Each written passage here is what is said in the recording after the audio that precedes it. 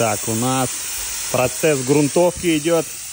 Коллектив меня не бросает, помогает. Завтра будем уже подготавливать к окрасу автомобиля.